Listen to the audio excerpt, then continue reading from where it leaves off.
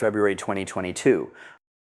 Writing about something, even something you know well, usually shows you that you didn't know it as well as you thought. The first words you choose are usually wrong. You have to rewrite sentences over and over to get them exactly right. And your ideas won't just be imprecise, but incomplete too. Half the ideas that end up in an essay will be ones you thought of while you were writing it. Indeed, that's why I write them. Once you publish something, the convention is that whatever you wrote was what you thought before you wrote it. These were your ideas, and now you've expressed them. But you know this isn't true. You know that putting your ideas into words changed them. And not just the ideas you published. Presumably there were others that turned out to be too broken to fix, and those you discarded instead.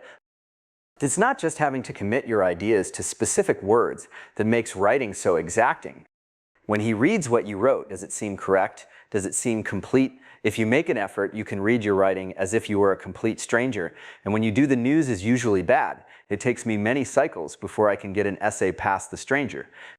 But the stranger is rational, so you always can, if you ask him what he needs. If he's not satisfied because you failed to mention X or didn't qualify some sentence sufficiently, then you mention X or add more qualifications. Happy now? It may cost you some nice sentences, but you have to resign yourself to that. You just have to make them as good as you can and still satisfy the stranger. This much, I assume, won't be that controversial. I think it will accord with the experience of anyone who has tried to write about anything non-trivial. There may exist people whose thoughts are so perfectly formed that they just flow straight into words. But I've never known anyone who could do this, and if I met someone who said they could, it would seem evidence of their limitations rather than their ability.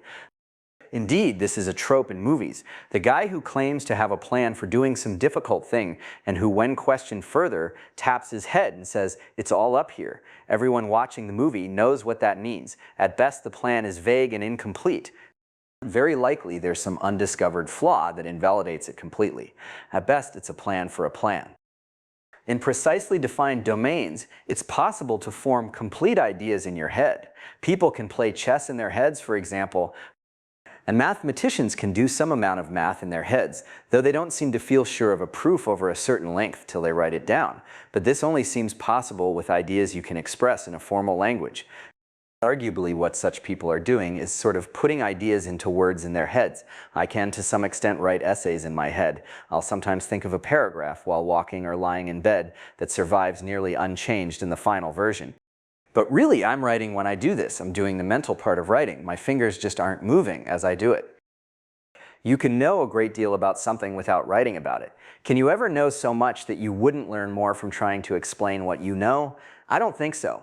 I've written about at least two subjects I know well, Lisp hacking and startups, and in both cases I learned a lot from writing about them. In both cases there were things I didn't consciously realize till I had to explain them.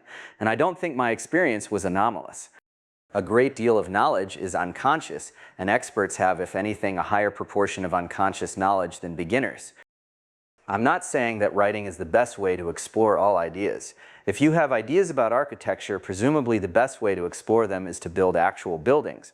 What I'm saying is that however much you learn from exploring ideas in other ways, you'll still learn new things from writing about them. Putting ideas into words doesn't have to mean writing, of course. You can also do it the old way, by talking. But in my experience, writing is the stricter test. You have to commit to a single optimal sequence of words. Less can go unsaid when you don't have tone of voice to carry meaning, and you can focus in a way that would seem excessive in conversation.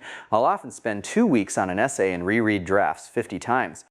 If you did that in conversation, it would seem evidence of some kind of mental disorder. If you're lazy, of course, writing and talking are equally useless. But if you want to push yourself to get things right, writing is the steeper hill.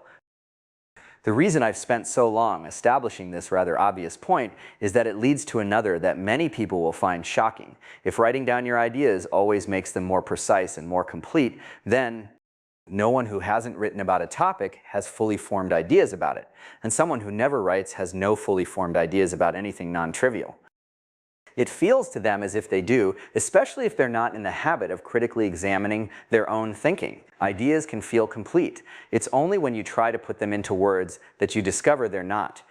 So if you never subject your ideas to that test, you'll not only never have fully formed ideas, but also never realize it. Putting ideas into words is certainly no guarantee that they'll be right, far from it.